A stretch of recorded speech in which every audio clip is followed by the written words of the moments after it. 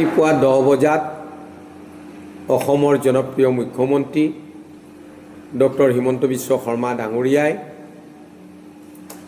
বিগত 5 বছৰ কালত তেখেতৰ মুখ্যমন্ত্ৰীত্বৰ কালছোৱাত তেখেতে অসমৰ জনসাধাৰণক দুয়োটা উপত্যকাত আমাৰ যি উন্নয়নৰ ধাৰা অব্যাহত ৰাখিছিল তাৰ ওপৰত জন আশীৰ্বাদ যাত্ৰা হিচাপে আজিৰ পৰা এক যাত্ৰা আৰম্ভ কৰিছে আৰু এই জন আশীৰ্বাদ যাত্ৰাত আজি আমি গহপুৰবাসী ৰাইজো অহা সোমবাৰে ৰাতিপুৱা 10 বজাত সমষ্টিৰ প্ৰায় 19 কিলোমিটাৰ দৈৰ্ঘ্যৰ পথছোৱাত মাননীয় মুখ্যমন্ত্ৰী ডাঙৰীয়াক আশীৰ্বাদ দিবৰ কাৰণে গহপুৰবাসী ৰাইজ ওলাই আহিব আৰু সেই নিমিত্তে আজি আপোনালোকক নিমন্ত্ৰণ কৰি আনি আজি আমাৰ মাজত উপস্থিত থকা প্ৰাক্তন জিলাৰ সভাপতি নোমল বৰুৱা ডাঙৰীয়া লগতে 3গৰাকী মণ্ডলৰ সভাপতি আটাইকেইগৰাকী জিলা পৰিষদ ITDPৰ চেয়াৰমেন আৰু আমাৰ মহিলা মৰ্চা আৰু আমাৰ ৱাৰ্ড কমিশ্যনাৰসকল মিউনিচিপাল বৰ্ডৰ চেয়াৰমেন আৰু মণ্ডলৰ বিষয়ববীয়াসকলক লগত লৈ আপোনালোকৰ সন্মুখত অকণমান আমি এক বাৰ্তা লাভ কৰিব বিচাৰিছোঁ। এই যাত্ৰাৰ বিষয়ে মই আপোনালোককো শুভেচ্ছা জনাইছোঁ। এই যাত্ৰা আমাৰ আৰম্ভ হ'ব ৰাতিপুৱা 10 বজাত। তাৰ প্ৰাক মুহূৰ্তত মাননীয় মুখ্যমন্ত্ৰী ডাঙৰীয়া হেলিকপ্টাৰ যোগে আমাৰ সকলোৰে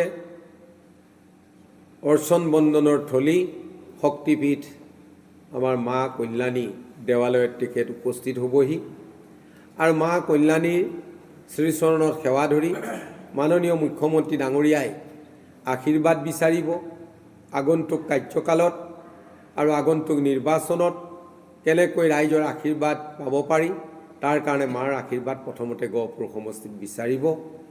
আমিও সেই আশীৰ্বাদ যাত্ৰাৰ লগত মা কল্যাণীত আমি উপস্থিত হ'ম। আমাৰ সাংসদ ডাঙৰীয়া আমাৰ সতীৰ্থ বিধায়কসকল অভিভাৱক মন্ত্ৰী এইসকল ইয়াতে উপস্থিত থাকিব।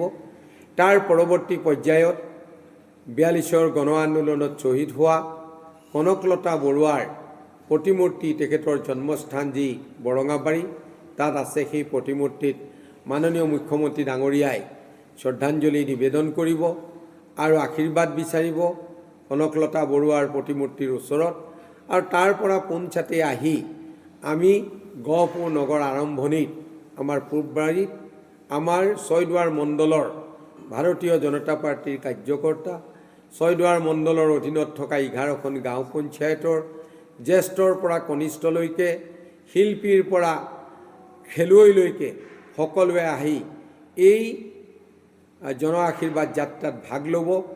বাগিচাৰ বন্ধুসকলেও ভাগ ল'ব, বাগিচাৰ আই মাতৃসকলেও ভাগ ল'ব।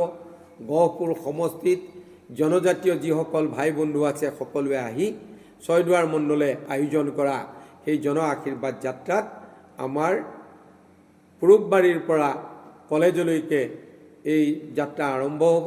তাৰ পৰৱৰ্তী পৰ্যায়ত মাননীয় মুখ্যমন্ত্ৰী ডাঙৰীয়াক আশীৰ্বাদ দিবৰ কাৰণে আঁকোৱালি ল'ব আমাৰ বৰপুখুৰী মণ্ডলৰ সন্মানীয় কাৰ্যকৰ্তা বন্ধুসকল, জ্যেষ্ঠ কনিষ্ঠ খেলুৱৈ শিল্পী বিভিন্ন সংগঠনসমূহৰ আমি ইতিমধ্যে তেখেতলোকক নিমন্ত্ৰণ কৰিছোঁ আৰু তেখেতলোকে আহি মাননীয় মুখ্যমন্ত্ৰী ডাঙৰীয়াক আৰু বিভিন্ন ধৰ্মস্থলীবিলাকৰ পুৰোহিতসকল আহিব। এই ব্যৱস্থা আমাৰ থাকিব। লগতে মাননীয় মুখ্যমন্ত্ৰী ডাঙৰীয়াক সাধাৰণ ৰাইজেও লগ পোৱাৰ এক প্ৰয়াস ঘটিব এই যাত্ৰাৰ কালছোৱাত। লগতে আমাৰ পৌৰসভাই তাত আদৰণি কৰাৰ এক ব্যৱস্থা গ্ৰহণ কৰিছে। পৌৰসভাৰ অধীনৰ প্ৰতিগৰাকী ৰাইজেই যাতে তালৈ আহে আপোনালোকৰ জৰিয়তে মই নিমন্ত্ৰণ জনাইছোঁ। লগতে তাৰ পৰৱৰ্তী পৰ্যায়ত গহপুৰ নগৰ শেষ হোৱাৰ পিছত লাহে লাহে মুখ্যমন্ত্ৰী ডাঙৰীয়া যাব আৰু বাটত হয়তো ৰাইজ ৰখি থাকিব। সেইসকলক সেৱা আৰু আশীৰ্বাদ বিচাৰি তেখেতলোকৰ পৰা বিদায় ল'ব। তাৰ পৰৱৰ্তী পৰ্যায়ত গৈ কলাবাৰীত আমাৰ পূব ছয়দুৱাৰ মণ্ডল ভাৰতীয় জনতা পাৰ্টীয়ে আয়োজন কৰা সেই জন আশীৰ্বাদ যাত্ৰাৰ উপস্থিত থকা জ্যেষ্ঠ কনিষ্ঠ শিক্ষাবিদ শিল্পী সাহিত্যিক সকলো তাত উপস্থিত থাকিব।